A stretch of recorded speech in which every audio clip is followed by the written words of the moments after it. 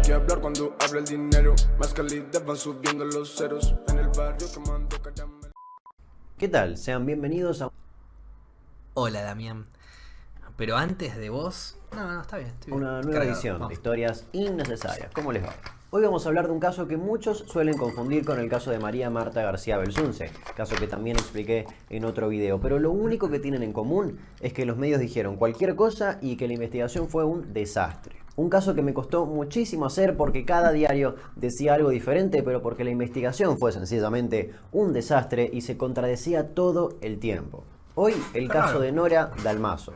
Nora Dalmaso, de 51 años, trabajaba en un negocio familiar, una funeraria. Estaba casada con el médico traumatólogo Marcelo Macarrón, tenían 2 hijos, Facundo y Valentina, y vivían en un barrio privado en Río Cuarto, Córdoba. El 23 de noviembre de 2006, Marcelo se fue con los amigos a un torneo de golf en Uruguay, a 1300 kilómetros de Córdoba, por lo que Nora quedó sola en la casa, ya que su hijo, Facundo, estudiaba abogacía en Córdoba capital y Valentina, de 15 años, estaba de intercambio en Nueva York. Como la casa estaba en refacciones, Nora dormía en la planta baja, en la habitación que pertenecía a Valentina. El 24 de noviembre a la noche, Nora salió a comer y a tomar algo con sus amigas. Aproximadamente a las 1:30 de la mañana, ya siendo sábado 25 de noviembre, Nora subió a su auto e intercambió mensajes con su amante, un amigo de su esposo que también estaba jugando al golf con él.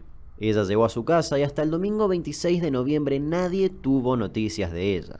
Dejó de atender su celular y no contestaba ningún mensaje, hasta que su madre llamó a un vecino de Nora para pedirle que vaya a su casa para ver si pasó algo. El vecino fue y la encontró muerta, desnuda sobre la cama de su hija, y ahí comenzaron las abismales fallas en la investigación. En primer lugar, por la escena del crimen pasaron unas 25 o 27 personas. El fiscal Di Santo, familiares, vecinos. Me distraje porque tenía que mandarle un mensaje al chabón para arreglar mañana la visita del depto. Así que vamos a empezar de vuelta porque no escuché un carajo de todo lo que pasó hasta acá. Y Valentina, de 15 años, estaba de intercambio en Nueva York. Como la casa estaba en refacciones, Nora dormía en la planta baja, en la habitación que pertenecía a Valentina. El 24 de noviembre a la noche, Nora salió a comer y a tomar algo con sus amigas. Aproximadamente a las 1:30 de la mañana, ya siendo sábado 25 de noviembre, Nora subió a su auto e intercambió mensajes con su amante, un amigo de su esposo que también estaba jugando al golf con él. Ella llegó a su casa y hasta el domingo 26 de noviembre nadie tuvo noticias de ella. Dejó de atender su celular y no contestaba ningún mensaje, hasta que su madre llamó a un vecino de Nora para pedirle que vaya a su casa para ver si pasó algo. El vecino fue y la encontró muerta, desnuda sobre la cama de su hija, y ahí comenzaron las abismales fallas en la investigación. En primer lugar, por la escena del crimen pasaron unas 25 o 27 personas. El fiscal Di Santo, familiares, vecinos, la empleada doméstica y hasta el cura de la familia que tapó el cuerpo de Nora porque le daba impresión. En otras palabras, contaminación pura en la escena del crimen. Finalmente llegaron los médicos y forenses y dictaminaron que Nora, antes de morir, tuvo, según el informe, sexo intenso. Incluso se le encontraron succiones o chupones en los pechos y que murió cuando la asfixiaron con el cinto de la bata mientras el asesino le tapaba la nariz y la boca. La misma tarde del domingo llaman a Marcelo Macarrón, su marido, y le avisan lo sucedido. Por supuesto, ante tanta contaminación en la escena del crimen, era imposible recuperar evidencia pura y todo el caso se complicó. Eso, sumado a que los Dalmaso Macarrón eran una familia bastante conocida, hizo que el caso sea un boom mediático rápidamente. Y ahí, como ya vimos en tantos otros casos en este canal, comenzó a decirse de todo. A un mes del hallazgo del cadáver en el primer piso de su propia casa, en el barrio cerrado de Río Cuarto, para los abogados del viudo, del traumatólogo, el doctor Macarrón, el asesino estaría cercado. Pero en las últimas horas ha surgido otra hipótesis, la presencia de una mujer en la escena del crimen. Y Mario Masachesi tiene más datos todavía, el que está circulando en concreto, que es el de que Nora Dalmaso habría levantado en su auto a un hombre. Se hablaba del casamiento al que habría ido entre la cena famosa y el brindis de champán en la casa de las amigas. Y ahora un hombre que sí se subió a su auto. ¿Qué es el sospechoso más sospechoso, Silvia? Hay declaraciones periodísticas de un médico forense que participó de la autopsia de Nora Dalmaso, asesinada en su casa de Río Cuarto, en la provincia de Córdoba. Él dijo que el asesino conocía a la víctima y que no actuó de manera premeditada. Declaraciones, como decimos, que circulan, que no sabemos si están dentro de la causa, pero que solamente agregan más dudas. La agitada vida sexual de Nora Dalmaso, dentro y fuera del country, pudo despertar la ira de una mujer capaz de tomar venganza. Uno de los abogados de Marcelo Macarrón, viudo de Nora Dalmaso, la mujer asesinada en su casona de Villa Golf, aseguró que hay un nuevo sospechoso en la investigación. Se trata de un ex compañero de trabajo de la víctima. En primer lugar, todo se centró en los amantes de Nora Dalmaso. Se llamaron a un montón de hombres pensando que eran posibles amantes, cosa que no era así. Se llegó a decir incluso que Nora tenía 18 amantes. A raíz de eso, hasta se empezaron a vender remeras que decían "yo no estuve con Norita". Se comenzó a especular con juegos eróticos entre Nora, sus amigas y los esposos de ellas. Se comenzó a decir de todo. Teorías en las que me parece completamente innecesario profundizar. Incluso un noticiero mostró en vivo las espantosas fotos de la escena del crimen y del cadáver de Nora. Fue un escándalo. Nuevamente una asquerosa demostración de lo que los canales son capaces de hacer con tal de más puntos de rating. 2 semanas después del crimen, con todo apuntando a juegos sexuales y amoríos de Nora, Macarrón dio una conferencia de prensa donde decía perdonarla por ese desliz, haciendo mención al amorío con su amigo, y donde hablaba como si la infidelidad fuese un desorden psicológico. Hasta él apuntaba a algún amante. Si se ha equivocado en sus últimos tramos de su vida, la perdonamos totalmente. Se levantaron muestras de semen de la escena del crimen, pero era muy difícil saber con quién comparar ese ADN, teniendo en cuenta la cantidad de gente que pasó por ese lugar después que el asesino. Cuando se mandaron a analizar, se dictaminó que estaban mal tomadas y que no servían. Pero por algún motivo, y acá la historia empieza a ponerse completamente confusa, la fiscalía dijo que en realidad sí sirvieron, solo que no tenían espermas porque el atacante era estéril. Por lo tanto, ahora había una nueva pista, o mejor dicho, una primera pista, sobre el asesino. Era estéril. Cuando se descartó la teoría de los amantes, se apuntó a los albañiles que estaban trabajando en la casa. Recordemos que estaban en refacciones. Y ahí el fiscal reinterpretó la autopsia y la escena del crimen. El sexo intenso pasó a ser violación, y los chupones o succiones pasaron a ser lesiones. Cuando tomaron declaración a los albañiles y pintores, uno de ellos, de apellido Zárate, pasó a ser principal sospechoso por el simple hecho de que alguien dijo que era ágil como un gato y que trepaba por los árboles de la casa para pintar el balcón. A un mes del crimen, el abanico de las sospechas recae sobre operarios que trabajaron en la casa de la víctima.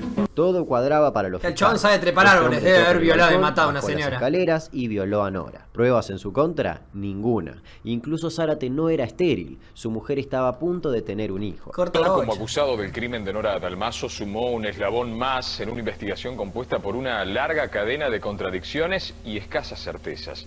Los mismos fiscales que hablaban de una relación sexual consentida sostienen hoy la violación.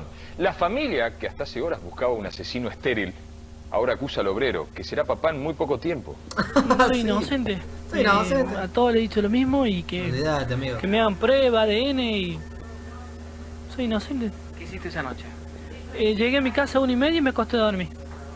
Los policías me querían hacer decir que a las 3 de la mañana yo me había levantado y había ido a matar a Nora Dalmaso. ¿Por qué crees que la policía dice esto de vos? Porque no tiene a nadie y es que cada tanto pinta, viste, despertarse a la mitad de la noche e ir a matar a una señora y volver. Yo quería trabajar todos los días, me culpa. Él lo negaba rotundamente y pasó a ser un perejil. Recordemos, como lo vimos en otro video, que perejil se le dice a una persona inocente a la que se le atribuye un crimen para resolverlo de la manera más fácil posible. Y hasta hubo un perejilazo donde la gente salió a protestar con pedazos de perejil en la mano, reclamando su liberación. Es la farsa más grande que nos toca vivir en Río Cuarto. No se lo cree nadie. Viene ahí la gente saliendo a bancar, haciendo perejilazo. No lo conozco, pero nadie se cree que este muchacho sea el asesino. Pero responsable, porque esto no es. Yo lo conozco y era medio perejil. El pueblo es tonto, el pueblo sabe, el pueblo no se la cree a esto es una fantochada. Finalmente, y a los pocos días, fue liberado y hasta hubo condenas a policías que lo torturaron para que se declare culpable. A raíz de eso, renunció el fiscal general de Córdoba, Gustavo Vidal Lascano. Este dato es imposible de pasar por alto. El testimonio que según los investigadores incrimina al pintor es el de un amigo, Carlos Uriotti. Pero este testigo en cuestión, tras supuestamente acusar a Zárate, denunció coacción y amenazas de la policía, asegurando que lo habían obligado a declarar en contra de su amigo, el pintor. A los meses aparecieron otros resultados de las muestras de semen. Argentina. Todo indicaba que pertenecía a alguien de la familia Macarrón. Claramente era imposible que sea el marido, ya que estaba en otro país. Pero entonces, ¿a quién pertenecía? Y todo empezó a apuntar al hijo, a Facundo Macarrón, que, como dije, estudiaba en Córdoba capital. A Facundo lo acusaron de manejar desde Córdoba, ir a su casa y violar y asesinar a su madre. Sí, mismo delito por el cual acusaron a Zárate, pero salvo por un pequeño detalle. A Zárate lo acusaron de violación consumada y a Facundo de violación no consumada, siendo que había rastros de semen. Sí, suena súper confuso y así lo fue. Finalmente se decidieron mandar las muestras de ADN al FBI. Y pasaron los años, muchos años. Di Santo, el fiscal, después de tener casi 10 años la causa en sus manos y en no avanzar absolutamente nada, abandonó el caso y lo toma el fiscal Daniel Mirales. Y para este momento de la historia, el fiscal aseguró que, según los resultados de los análisis del FBI, el semen pertenecía a Marcelo Macarrón. Por lo tanto, este nuevo fiscal propone una nueva hipótesis. Macarrón efectivamente fue al torneo de golf en Uruguay, pero se volvió a Córdoba en algún vuelo fantasma, es decir, un vuelo clandestino, asesinó a Nora y volvió a Uruguay. En teoría, esa hipótesis se apoya en que hay una franja horaria en la que ninguno de sus amigos lo vio en Uruguay. Y por ese motivo imputó a Macarrón como autor material del crimen. Y más allá de cuál sea la verdad, ese movimiento sirvió para que la causa no prescriba. Y acá hay algo más raro aún. Después de cierto tiempo y de algunos avances por parte de este fiscal, lo desplazaron. Y aparece otro fiscal en escena, Pizarro, que ahora propone que Macarrón no fue el asesino, sino que fue instigador del crimen. En otras palabras, que contrató a alguien para que viole y mate a su mujer. Algo ilógico teniendo en cuenta que supuestamente la muestra de ADN pertenece a Marcelo Macarrón. Siguiendo esta hipótesis, Macarrón habría contratado a un sicario, y hasta está la teoría de que en realidad los asesinos fueron 2 hombres colombianos. Pero insisto, pura teoría. Y en base a eso, Macarrón había ironizado una vez, diciendo que le parecía irreal que 2 sicarios colombianos de Pablo Escobar asesinen a una mujer asfixiándola con las manos y no con un arma. Sin embargo, para el fiscal, esa manera de asesinar fue para confundir la investigación y que la policía crea que todo fue una violación o algo irresuelto con un amante. Según Pizarro, el torneo de golf era una coartada perfecta para Macarrón. Incluso llegó a decir que él estuvo cerca de cometer el crimen perfecto. Pero más allá de todo, suponiendo que esta última hipótesis sea cierta, ¿cuál sería el motivo? ¿Qué llevaría a Macarrón a matar o a mandar a matar a su mujer? Y esta es la parte más confusa y quizás hasta la más turbia. Según el fiscal, hay negocios y mucho dinero de por medio, algo que Nora se enteró y amenazó con contar. Según una línea de la investigación, Macarrón era testaferro de algún importante empresario o político. En otras palabras, había plata no muy clara pasando por la familia. Dato no menor, la madre de Nora Dalmaso dijo en una entrevista que no creía que el asesino haya sido una sola persona, sino que fue algo bien planificado. Que la mató o la mandó a matar una mafia o un clan. Insinuaba que Nora sabía algo y que su yerno, es decir, Macarrón, estaba con toda esa gente en asados y comilonas. Macarrón, por su parte, desde un principio contrató al excelentísimo perito Osvaldo Raffo, quien llegó a decir que creía saber quién mató a Nora, pero que no lo decía por no tener pruebas. Sin embargo, y lamentablemente, Raffo falleció hace ya varios años, llevándose el nombre del posible culpable a la tumba. Macarrón insiste en su inocencia, está convencido de quién es el principal sospechoso y hasta quiere ir a juicio, jugada que, de salirle mal, le puede costar una cadena perpetua. Y hablando de eso, hasta el día de hoy el caso no tuvo ni un solo juicio, y lentamente el nombre Nora Dalmaso se va olvidando, salvo algún que otro informe cuando se acerca noviembre y se cumple un año más de un crimen que por una suma de fiscales que hicieron mal su trabajo, aprietes y corrupción, nunca se esclareció. Las únicas certezas son las fallas que hubo. Se contaminó la escena del crimen, al cuerpo no se le hizo la necropsia, por lo tanto no se sabe si recibió golpes en la cabeza o no, e incluso no se sabe si fue violada o si tuvo relaciones sexuales consentidas. Se acusó a un montón de gente y se investigaron muchas hipótesis al mismo tiempo que eran simplemente callejones sin salida. En noviembre se van a cumplir ya 14 años de este crimen. Un crimen que pasó por todo y donde se expuso la privacidad de la víctima de las maneras más asquerosas. Se dijo mucho, de todo, y se hizo muy poco. Espero que les haya gustado esta nueva edición de Historias Innecesarias. Y como habrán visto, la principal diferencia con el caso de María Marta García Belsunce es que en el caso de María Marta al menos algo se intentó investigar, aunque haya sido todo nefasto, y se condenó a gente que no tenía, a mi parecer, nada que ver. En el caso de Nora Dalmaso no hubo ningún juicio y por lo tanto ninguna condena. En teoría el juicio sería ahora, en 2020, pero la verdad es que no se sabe y ni siquiera tiene fecha. Así que no queda más que esperar y cada uno en su cabeza hacer su propia hipótesis. Y veremos si en algún momento el culpable es encontrado. Esperemos que sí. Nos reencontramos en el siguiente video de Historias Las personas que presionaron en el caso de García Belsunce para que se investigue fue la familia. Que primero estaban siendo culpados y segundo querían saber quién eran los asesinos porque no eran culpables. En este caso no avanza un carajo. ¿Y por qué no avanza un carajo? Porque los que deberían querer que avance son los familiares, el marido, pero el marido la mató, entonces no va a querer que avance la causa. Igual estoy hablando al pedo sin saber